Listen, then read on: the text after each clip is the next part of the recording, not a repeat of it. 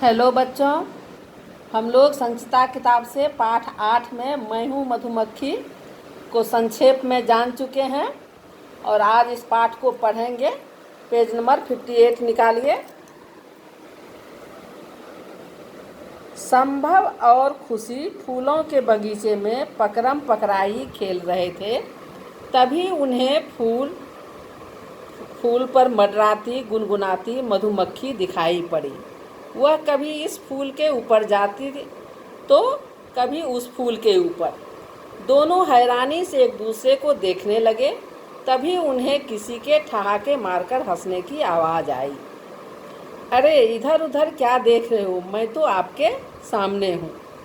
संभव और खुशी जो है बगीचे में पकड़म पकड़ाई खेल रहे थे और तभी फूल पर मंडराती हुई मधुमक्खी दिखाई पड़ी और वह जो है उन दोनों को देख के हंसती है और बोलती है, इधर उधर क्या देख रहे हो, मैं तो तुम लोग के सामने हूँ।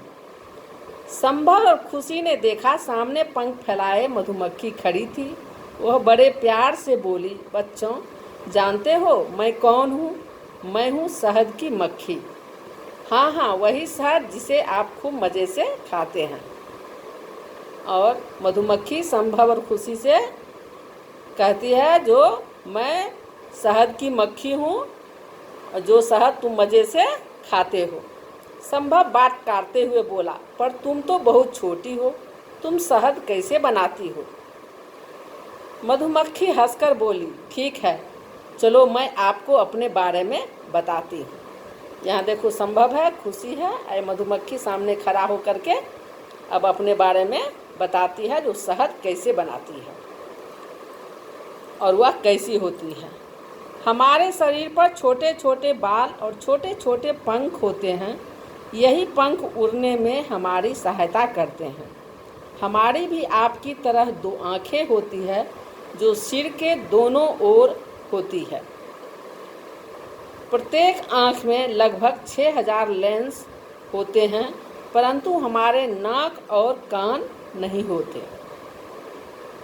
इनको क्या होते हैं? दो आँखें होती है और जो सिर के दोनों ओर होती है, जो सिर के दोनों ओर आँखें होती है और प्रत्येक आँख में 6000 लेंस होते हैं, परंतु इनके नाक और कान जो हैं नहीं होते हैं। उनके स्थान पर सिर के आगे जादुई एंटीना होते हैं। तो कान के जगह क्या होते हैं इसके? जादुई। देखिए आपके यहाँ मधुमक्खी के ऊपर ये जो है दोनों ये जादुई एंटीना होते हैं। एंटीना के तरह जो है वो खड़ा है, इसीलिए इसको जादुई एंटीना बोलते हैं, जो सूंघने तथा सुनने में हमारी सहायता करते हैं। और इसी से ये नाक का काम सूंघना और कान वाला काम सुनने का काम, सूंघना और सुनना दोनों काम इसी के द्वारा करते हैं।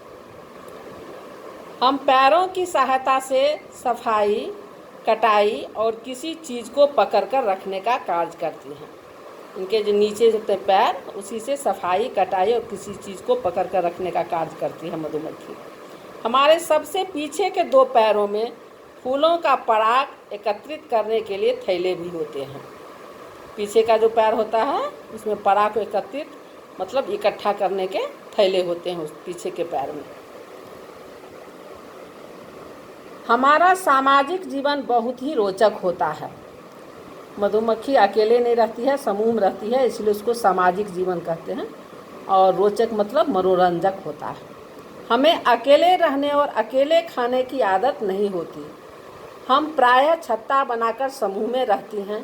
प्रत्येक छत्ते में एक रानी मक्खी होती है। हम सभी मक्खियाँ उसके निर्देशों का पालन करती हैं। रानी मक्खी केवल अंडे देने का कार्य करती है।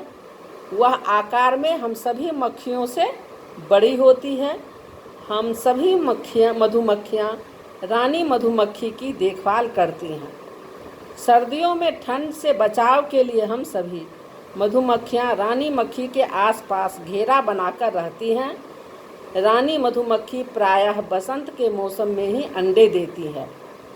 हम सभी कार्य आपस में मिलजुल कर करती हैं। कुछ मधुमक्खियाँ भोजन जुटाने का कार्य करती हैं तो कुछ छत्ता बनाने का। ठीक है।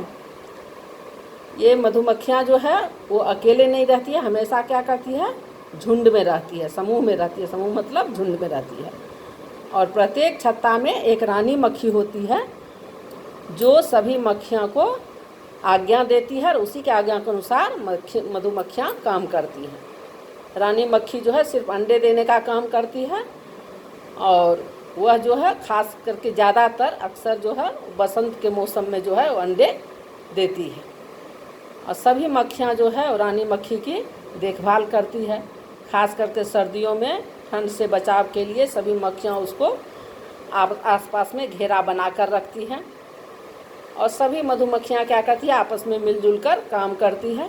रानी मक्खी कुछ काम नहीं करती है, सभी मक्खियाँ ही आपस में मिल के काम करती है। कुछ मक्खियाँ जैसे भोजन जुटाने का काम करती है तो कुछ छत्ता बनाने का काम करती है। ठीक है बच्चों, जानते हो शहद कैसे बनता है? अब बताता है, अब मधुमक्खी बताती है जो शहद कैसे बनता है वो बताती है। शहद बनाने के लिए हम मधुमक्खियों फूलों से रस चूसती हैं, फिर उसे अपने मुंह में इकट्ठा कर लेती हैं। हमारे मुंह की लार इसमें मिल जाती है। हमारी लार में कुछ विशेष प्रकार के रासायनिक पदार्थ होते हैं जिसके फलस्वरूप फूलों का पतला रस खुशबूदार गाढ़े शहद में परिवर्तित हो जाता है। मधुमक्खियाँ क्या बोलती है, जो वो फूलों से पहले रस चूसती है और उसके मुंह में अपने मुंह में इकट्ठा कर लेती है और उसके मुंह का जो लार है वह वो शहद के फूलों के रस में मिल जाती है और उसके लार में कुछ विशेष प्रकार का रासायनिक पदार्थ होता है जिस कारण क्या होता है, जो फूलों का पतला रस जो है वह लार में मिल करके गाढ़े शहद में परिवर्तित हो जाता है, मतलब बदल जाता है। परिवर्तित मतलब बदल जाता है। आगे पढ़ेंगे। जब हम मधुमक्खियाँ फूलों का रस चूसती हैं तो पराग और फूलों का कुछ भाग हमारे पेट में चला जाता है। वहाँ जाकर यह मोम में बदल जाता है। यह मोम हमारे पेट की त्वचा की थैलियों में जम जाता है जिससे हम अपने रहने के लिए छत्ता तैयार करते हैं। अब क्या होता है, जब फूलों का रस जो मुंह में जो रहता है उस तो शहद बन गया, और कुछ जो है फूलों का सुगंध जो रस वो चला जाता है पेट में, जो पेट में जा कर के मोम बन जाता है और यह मोम जो है पेट की चमड़ी में त्वचा में जो है जम जाता है और इसी मोम से जो है बाद में अपना छत्ता बनाती है। ठीक है बच्चों, आज हम लोग यहाँ तक पढ़ते हैं। नेक्स्ट अगला वीडियो में पढ़ेंगे। धन्यवाद। God bless.